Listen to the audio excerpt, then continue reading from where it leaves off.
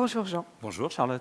On vient d'entendre parler de deux termes, swiper et géolocaliser. Je pense qu'on va justement faire un petit coup de swipe, quitter un petit peu le tout digital pour se réancrer un peu dans la rue, qui est le terrain de prédilection de JC Decaux, et parler non pas de géolocalisation, mais de local, qui est une valeur forte cette année. On a beaucoup entendu parler de local, de territoire, de proximité, qui sont des sujets que vous suivez tout particulièrement, et dont tu proposes de nous faire un petit éclairage.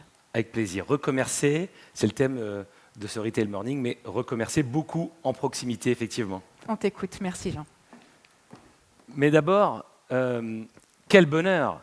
La vie est de retour, la ville aussi. Comme en témoigne cette étude que nous avons menée dans 5 pays auprès des citoyens, 80% d'entre eux ont hâte de faire les choses qu'ils aiment, 59% ont l'intention de passer autant de temps possible à l'extérieur, 82% sont excités à l'idée de revoir leurs amis et leur famille, et 72% veulent tirer le meilleur parti de cette année. Alors effectivement, depuis le 19 mai, les Français ont retrouvé la rue, cet espace collectif qui leur est si cher, mais également leurs enseignes de proximité en particulier. Alors, recommercer, effectivement, mais recommercer beaucoup en local. Isabelle disait ce matin que le local, c'est le nouveau totem marketing, puisque 85% des Français plébiscitent désormais le commerce local. Alors effectivement, cette crise, elle a bénéficié beaucoup au e-commerce, mais elle a également permis à beaucoup de Français de découvrir ou de redécouvrir le commerce de proximité. Et la reprise, elle est là, et tant mieux, recommercer, reconsommer, puisqu'on l'a vu notamment sur le mois de mai, il y a eu sur les 15 derniers jours du mois de mai plus 20% de dépenses réalisées en carte bancaire. Donc il y a cette volonté de retrouver la vie et le plaisir de commercer et de consommer au quotidien. Alors 2 exemples pour montrer cette soif de proximité.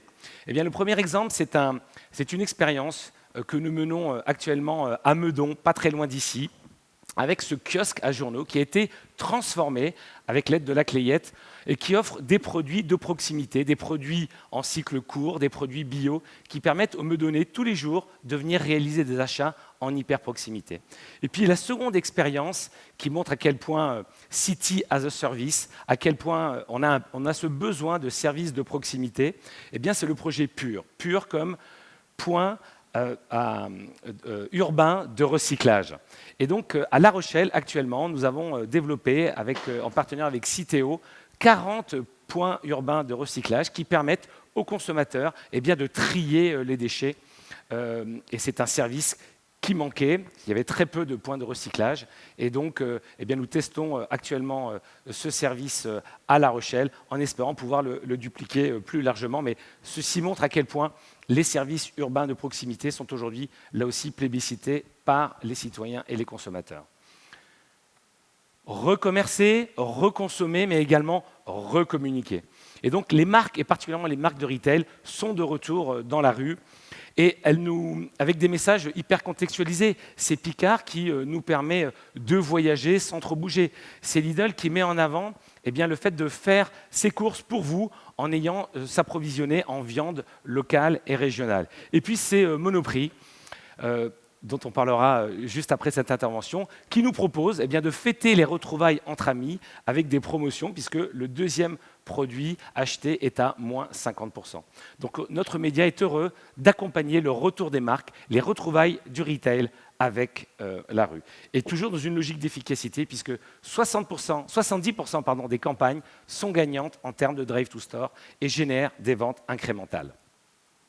Alors la force de l'adresse. Charlotte parlait de la géolocalisation. Effectivement, à l'heure où certains découvrent la publicité adressée, la publicité segmentée, cette campagne Aldi, qui a beaucoup fait parler d'elle, puisque c'était la plus grande campagne mal géolocalisée, puisque comme vous pouvez vous apercevoir, le repiquage adresse était volontairement faux, puisqu'on retrouvait le repiquage de Lille devant l'océan.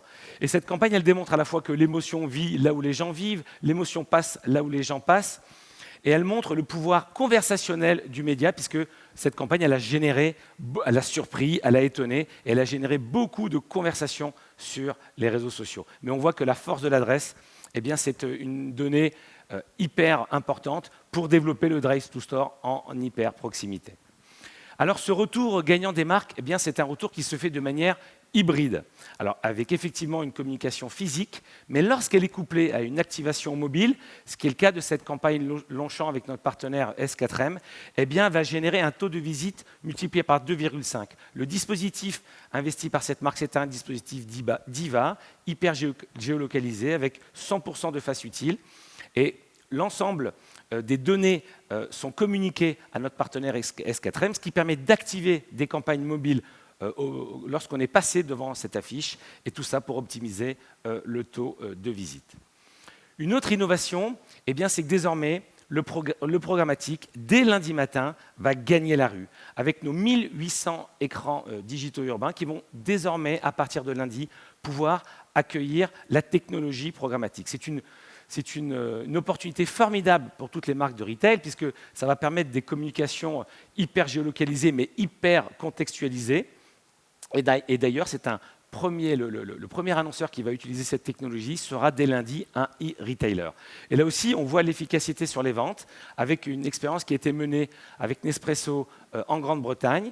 La problématique de cette boutique Nespresso, c'était que les flux étaient très variables selon la journée. Il y avait une volonté de lisser les visites en magasin tout au long de la journée, avec donc une communication qui donnait le temps d'attente et qui évidemment encourageait les consommateurs à se rendre dans le point de vente au moment où l'attente était la plus faible. Et tout ça dopé par une opération promotionnelle. Le résultat, c'est plus 19,5% sur les ventes.